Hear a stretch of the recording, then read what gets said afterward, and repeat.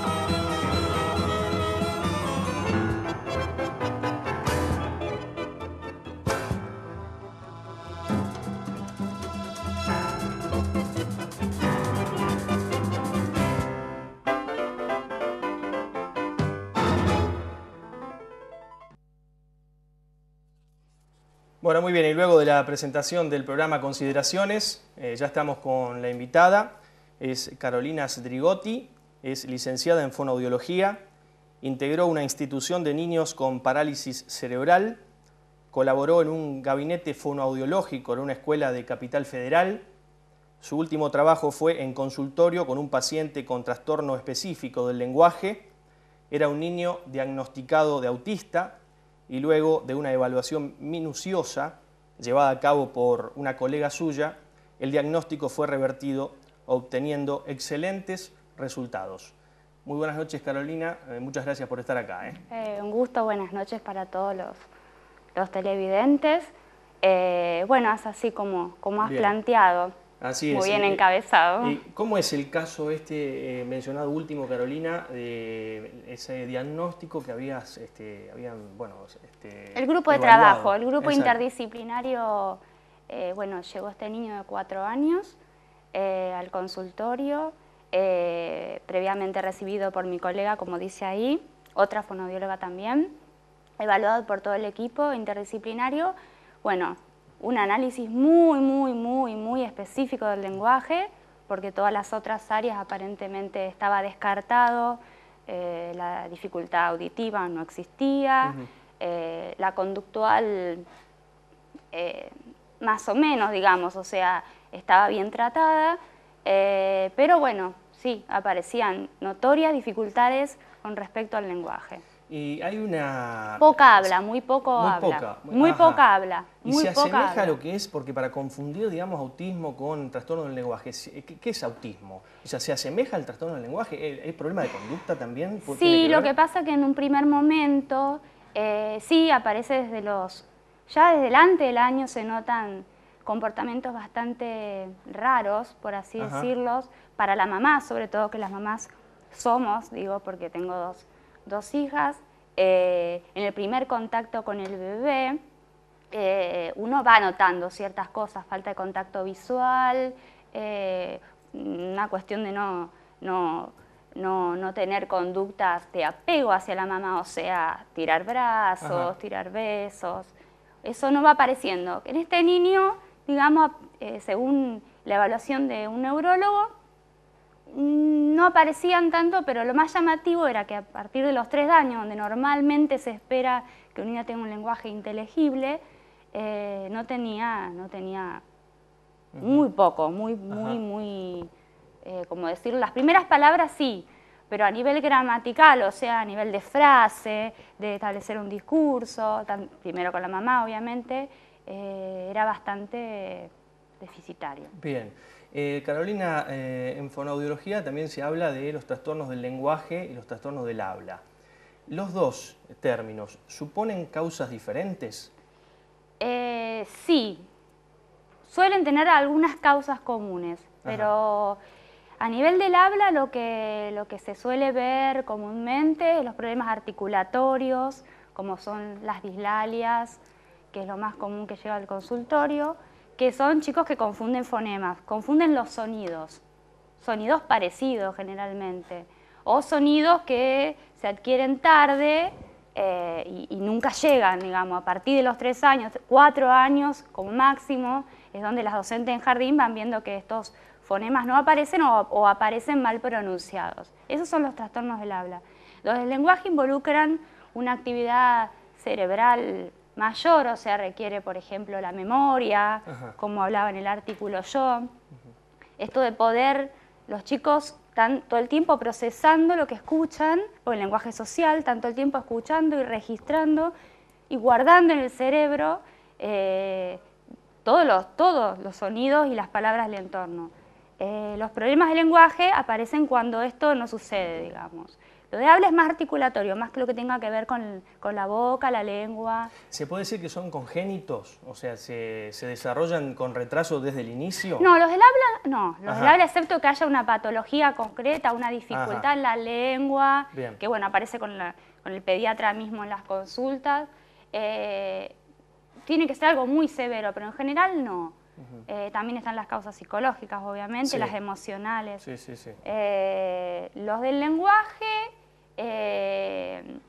algunos sí, porque ya hay muchas investigaciones de cómo evoluciona el cerebro y sí hay ciertos indicios de que sí, hay algunas cosas, algunos neurotransmisores, conectores del cerebro para desarrollar el lenguaje que nos están dando de manera correcta. En fonoaudiología se habla mucho de afasia, por ejemplo, de dislalias. Que a veces uno escucha esos términos y bueno, no son aclaratorios, ¿no? ¿En qué consiste? ¿Qué significa esa terminología, digamos? Bueno, dislalia es concretamente los problemas articulatorios, chicos que dicen mal sonidos. Dicen mal los sonidos o no aparecen los sonidos y algunos cambian las palabras por decir otra parecida en concepto, pero no la palabra correcta. Vos me decías eso con respecto a lo articulatorio. Sí. Y con respecto al lenguaje, no, son, casi te diría, no tienen mucho que ver. No, son más complejos los diagnósticos de llevar a cabo. Bien, se dice que las mujeres, he leído por ahí que las mujeres tienen un mayor desarrollo del lenguaje que los hombres. ¿Esto es así? Sí, yo leí, no es exactamente así, pero ya, digamos, hay estudios, obviamente no hechos acá, en América del Norte, y bueno, hay un libro que yo leí, que es El cerebro femenino de Luan Berendisen, que habla de que pareciera como que prenatalmente, ya desde la panza, existe una conexión previa entre la mamá y el bebé que hace que cuando esa función de apego surja con el nacimiento, la mamá se conecte más, detecte cuestiones de, por ejemplo, lo que yo te decía, la mirada. Eso no tiene nada que ver con el lenguaje, pero sí es previo al lenguaje. Entonces pareciera como que las mujeres hay una constitución del cerebro, que viene, eso sí viene congénito, que hace que uno tuviera más predisposición. Por ende, cuando no aparece el lenguaje, cuando no hay cuestiones del habla, hoy las mujeres tenemos ese changuín, ¿no? Bien. Y Carolina, se habla de tartamudez, ¿no? O sea, se dice que, bueno, la tartamudez es un lenguaje vacilante, un lenguaje entrecortado.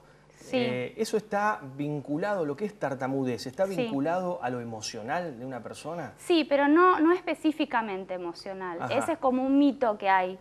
No necesariamente emocional. Lo que pasa es que las emociones juegan un arma de doble filo, porque cuando la persona que es difluente o tartamudo, que es lo mismo, para el común es tartamudo, las emociones le juegan en contra, porque en el momento de querer sacar la palabra para afuera, se pone tan nervioso que es peor.